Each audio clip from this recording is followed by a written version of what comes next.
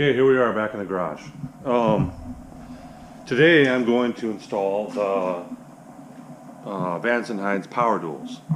That's the header system for the slip-on exhaust I already purchased. It's right here. So that's the system right there. It's sitting right up in here. And there's a lot of how-to videos on how to install that. I'm actually going to use one myself, so I'm not going to go through that process and explain to you how to do it. I'm just going to go through and show you what I did and if I had any issues with it. So right now, the first step-by-step what I'm going to do is you're going to start at the back of the bike and you're going to work your way forward. And I'm going to remove the saddlebags. You're going to need a place to set those down. Then you're going to remove the slip-on exhaust. And then you're going to end up removing your rider floorboard up here to get it out of the way. And then I think at that point I'll have to crack all the heat shields loose and then look at the hardware. So somewhere along the lines I'm going to have to disconnect the O2 sensors as well. But let's start doing by getting the rear section forward and see what it takes to remove this stock exhaust. And then we'll go through and open the box of the new system and then start going through the install. So, okay? So let's do a quick start so you can hear it before.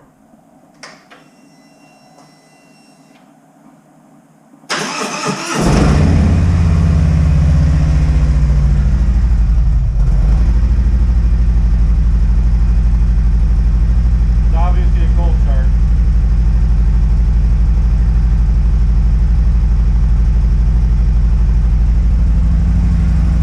We'll do the same thing when I switch it over. So get an idea of the cold start for both. I'm not going to go through and rev it.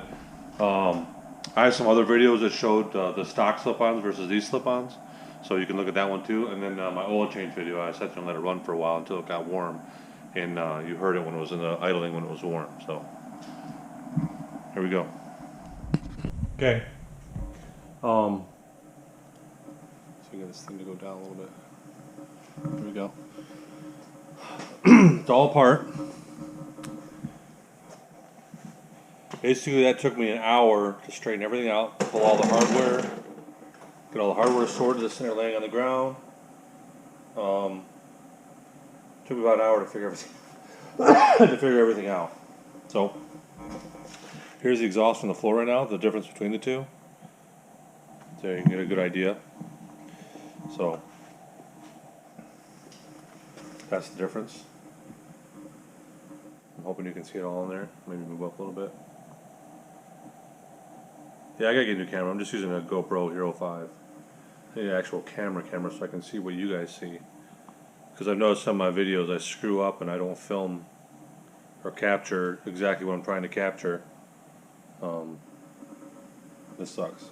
So basically I feel like I'm wasting my time when I don't get the information I want.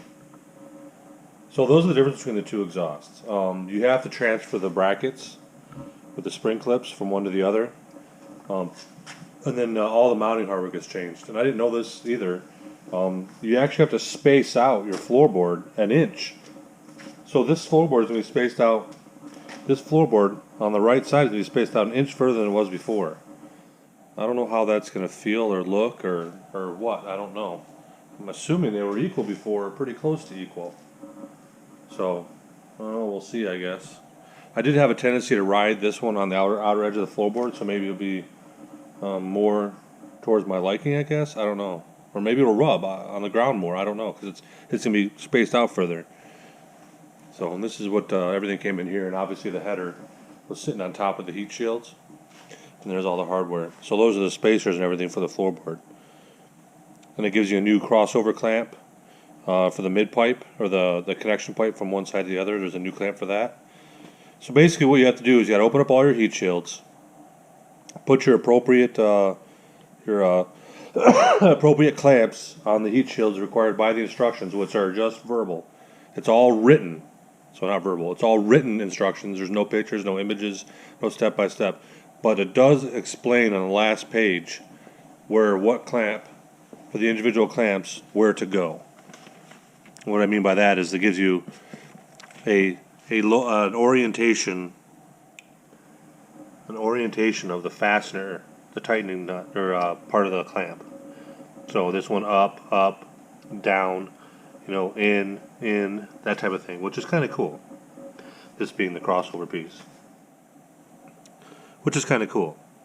The O2 sensor uses an adapter, and I think in the future when you go to remove your factory O2 sensor, which is stainless, so the factory one is stainless to stainless, I think this one's just mild steel, or just standard steel, which is probably why it rusts, I guess. At least that's what I heard.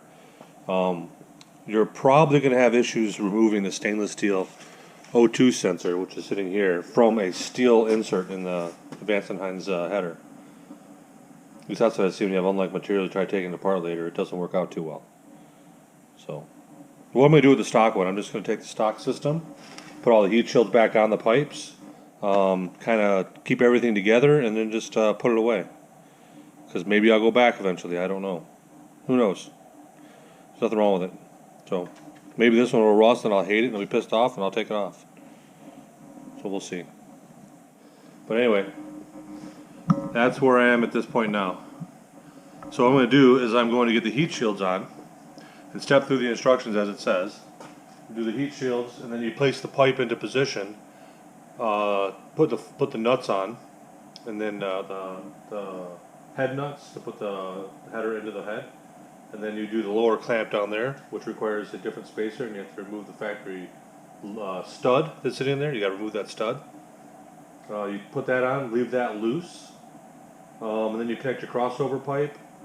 And I think at that point you go back through and tighten up your head and everything.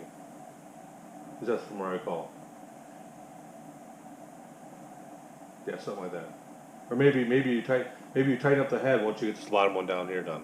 Maybe that's the case. You install the lower one. Maybe I'll do that. So you get your 4 head nuts in. You get those positioned. You get your crossover mount done. You route your O2 sensor cabling back over to your connectors in the back. Get that all routed properly, and then you go through and tighten up your nuts. And then tighten up this one here, and then put your crossover pipe on. That sounds about right. First you gotta install the bracket, which is sitting down here on the floor. You gotta install that with the 2 Allen screws sitting over there. There is an image for that, so you gotta see a picture of how that's installed.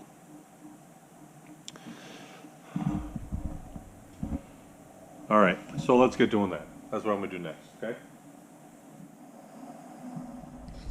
Alright, we got most of it, got the header installed anyway. But I always like to do this because, you just gotta see what it sounds like. I'm gonna start it real quick with no muffler. No mufflers at all. It's gonna be, should be super loud because there's nothing. Let's see.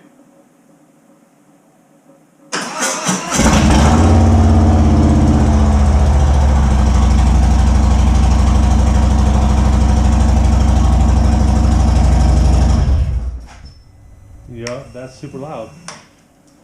That is loud. Alright, I'm going to finish putting the exhaust on. And, yeah, it's definitely got to do a burn-in. There's already smoke coming out of it. So, as a quick note, the front pipe, leave this one off. Leave the heat shield off on the front right here. Leave the front heat shield off.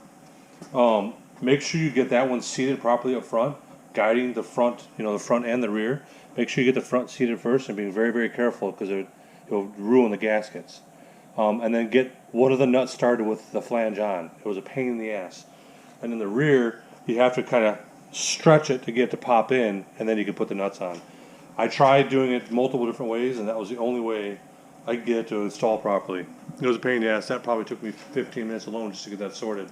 The pipes want to squeeze, which is okay, but it was a pain in the ass. So far, that's actually been the only issue so far. The heat shield was easy to put back on once I removed it. So, but other than that, it's been pretty easy so far. All right, I'm gonna get the mufflers on and get it back together. All right, so we finished, or I finished. Plan on this project taking you, excuse me, taking you better part of about, I'm gonna say 5 hours if you're extremely detailed and you take your time and It's a good. I mean, this spent pretty much the whole Sunday afternoon between lining all the heat shields up, which is what took the longest, measuring the pipes, make sure they're even, and the heat shields. I adjusted everything so it's all lined up perfect. Made sure everything was all tightened up nice and tight. Torqued everything down so it all looks even.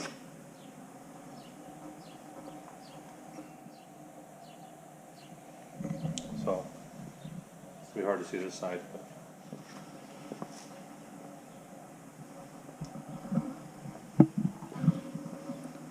So let's fire it up and see what she sounds like. Obviously it's going to smoke a lot, so maybe I should open the big door. I think I should open the big door. Let's open the big door. It's going to smoke a lot, and I don't really want to fill the whole room with smoke. I'll let some air come through. Side mount garage door opener. Nice and quiet. That's the door track creaking, but yeah.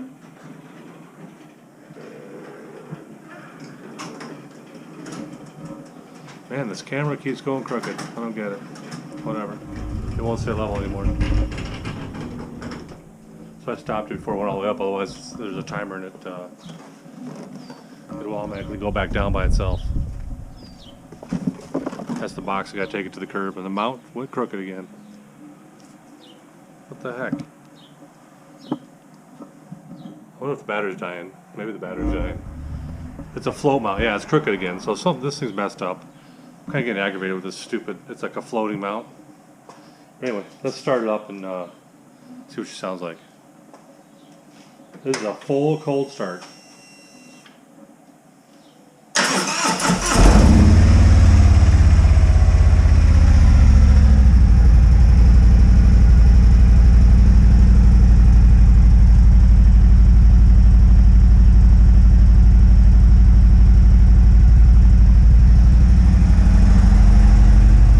Definitely much deeper. Much deeper. And I have a feeling once it warms up, we'll do a burn in here, make it nice and hot. It's going to get pretty raspy. Not raspy, very deep. Yeah, definitely. Yeah, there's some oil burn off in there.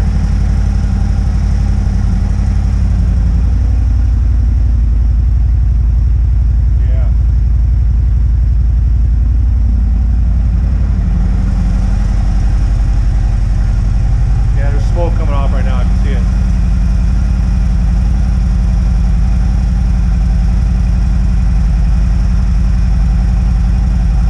Oh, I can smell it now as well.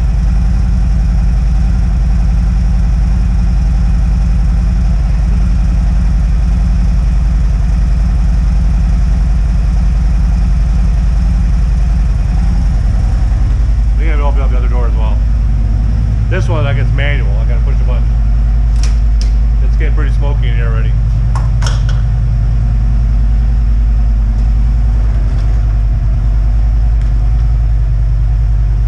Yeah. This is buying a high lip door opener from Menards.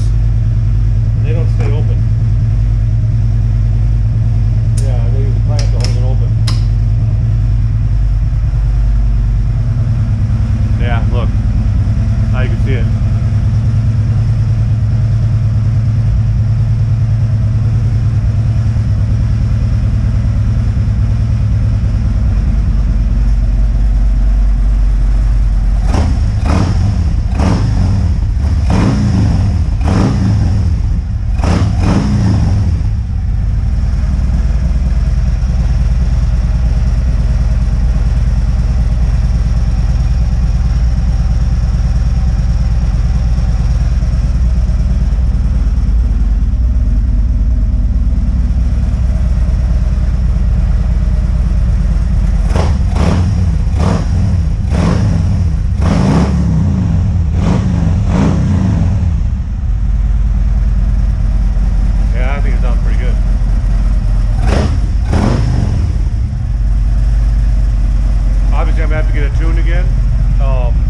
I did have a dyno tune when I put the high flow mufflers on it with a K&N filter. Honestly, I think that's probably good enough. We'll have to see how it runs.